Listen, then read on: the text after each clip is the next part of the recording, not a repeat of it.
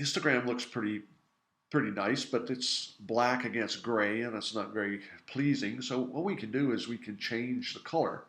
And if you go to the Moodle page, you will find a PDF file there called Our Color.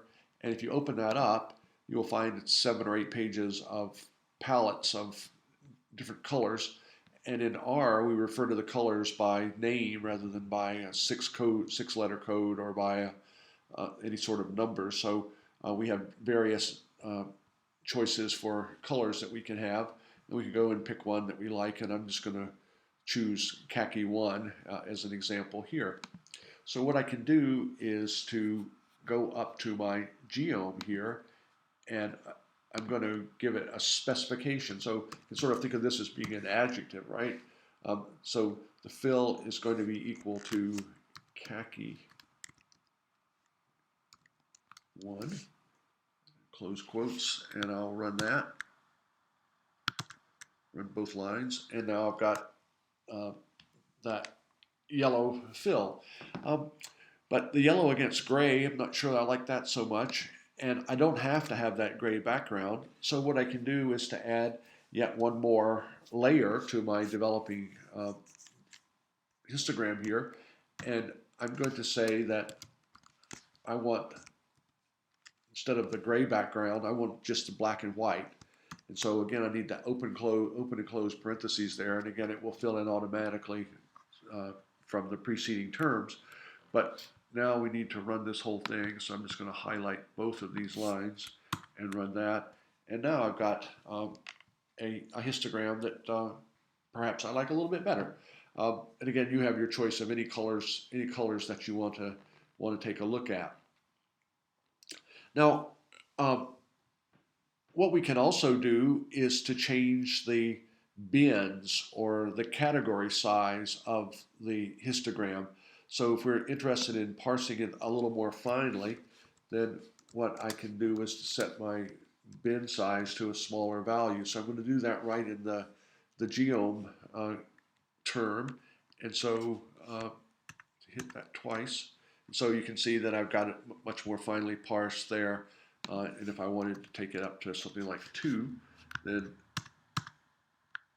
something looks like that. So, well, what R does is it tries to figure out what the appropriate bin size for you would be, and it runs that. So that's how we ended up with this particular one here.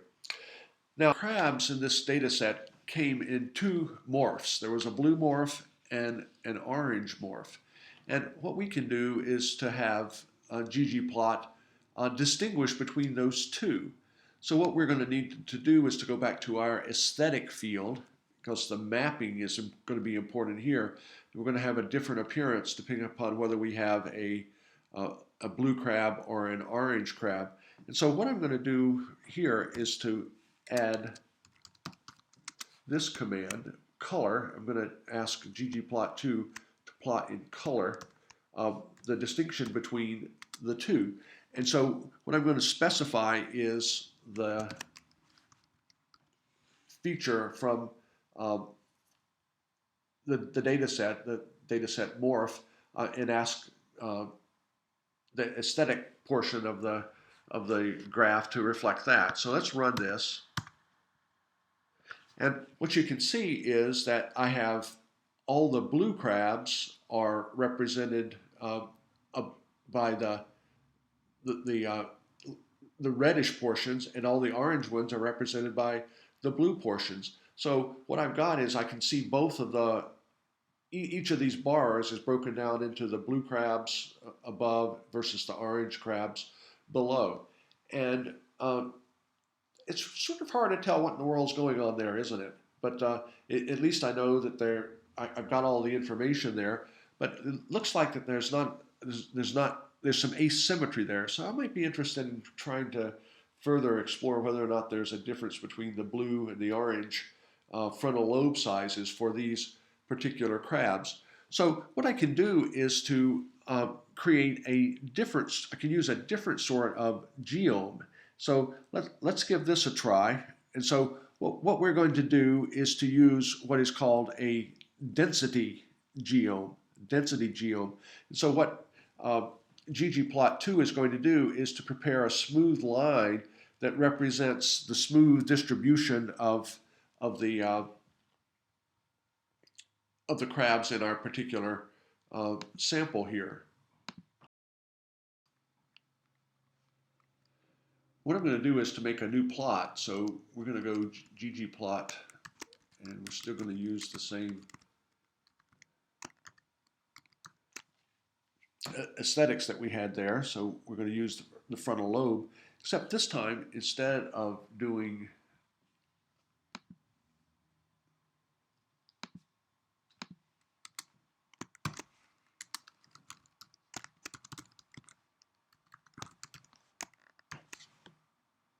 to add my color equals morph here. So I'm specifying that I want to look at the two different morphs, but this time I'm going to make a density plot. So let's run that. And what we see then is a smooth distribution of the two kinds of crabs. So it looks like that the orange crabs are slightly bigger in terms of forelength than um, the blue crabs. And of course, the colors don't correspond with what we would like here, and we could work on that if we wanted to. And of course, since I've created a new graph, I've lost my X label and my Y label, and I don't have my title there anymore. But it's a useful way to take a look at the data. So what I'm going to do now is just to copy this over so we can leave the density one there, and we'll copy this down here. And what I would encourage you to do as you follow along in this exercise is to liberally use the number sign and description. So read the data set into R, whatever, so that you can go back and understand why we did what each of the particular commands that we did, like the theme black and white gets rid of the gray background, whatever. So using these comments is very, very useful and helps make your R script more useful to you after you've forgotten what you did after 2 or 3 months of not working in R in a particular way.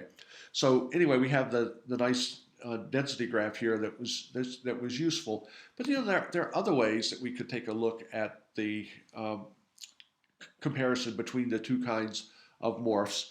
And what we're going to use now is a different layer of ggplot2, which is called faceting. And this time, remember we also had males and females. So let's go back and run this just so we can get our old figure back. So there we have it.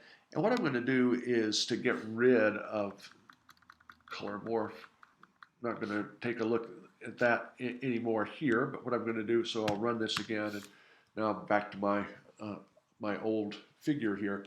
But remember, we also had males versus females. So what we're going to do is to add a layer called facet, and we're going to use the facet grid. And what I'm going to do is to put a period, and I'm going to put a tilde, and I'm going to put sex, because that was one of that's the other variable that I'm interested in. And just to be a little bit different, I'm going to change my colors here to a color that I like.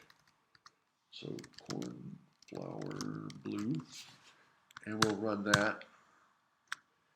And you see what this has done is it separated out the males and the females in terms of frontal lobes. So I still have the orange and the blue they're still all together because I didn't separate out by that. But I did separate by female and male. And remember I said that when I modified the data set to make all the F's female and all the M's males, so that it would show up in my diagram. So it was easy to do it that way. Changing the F to a female once you get into R is hard. So getting your figure formatted in advance in your Excel file is always a good idea.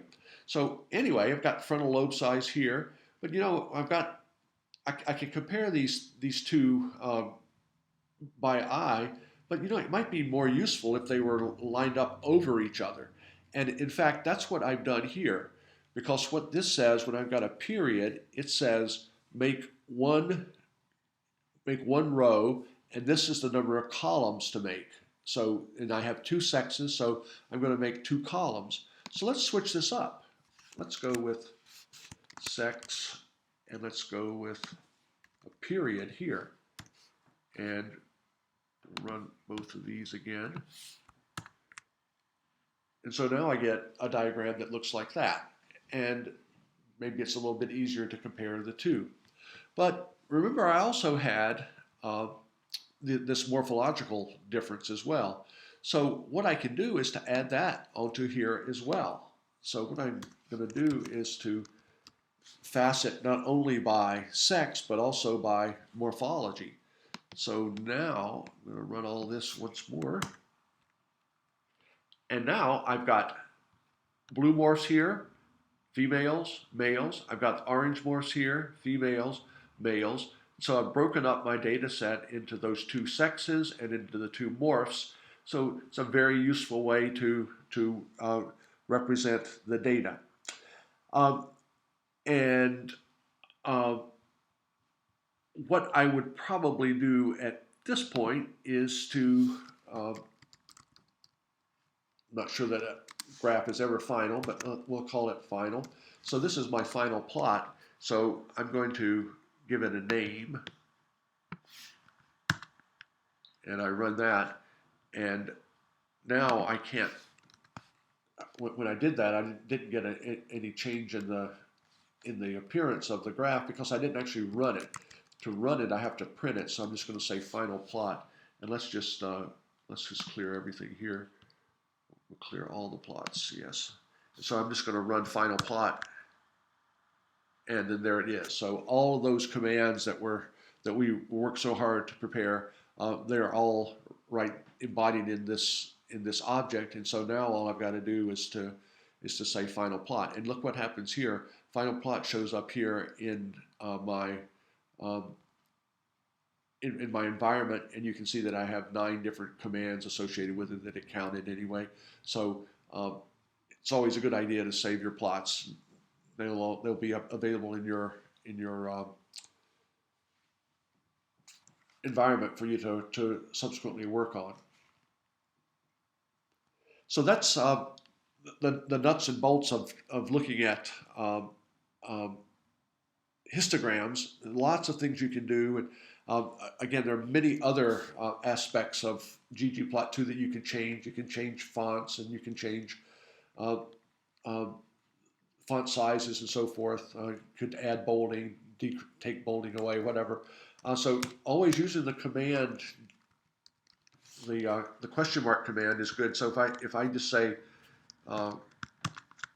ggplot2, then what it's going to do is to take me to an index here, gives me, and now I have a tremendous amount of information on ggplot2 if I wanted to change anything. And so see the density, these are some of the different geomes, and we'll be looking at some of the other ones as well. But click on any of those to find any kind of information you want.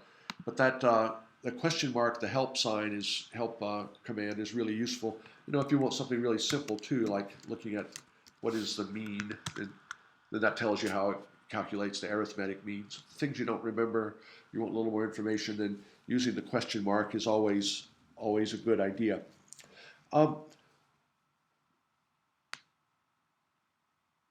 While we're here, let me show you one other aspect of histograms that will be useful in the exercise that you do for this coming week. And we already have the iris data set loaded. So let's make us a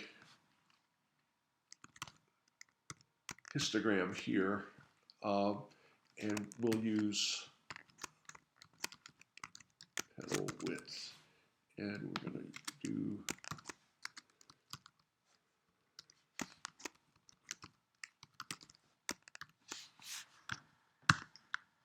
so. There we have that. Now remember, we had in the iris, we have three different species. So again, we're doing the stir command.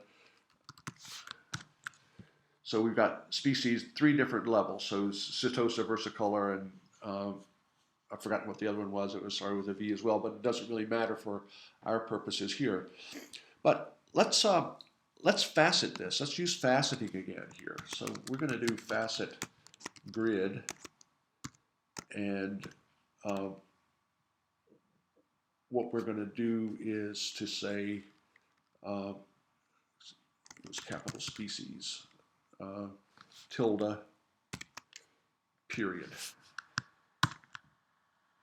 And what we get is three histograms like so. And again, if we wanted to do it just the opposite way, we could do that like so.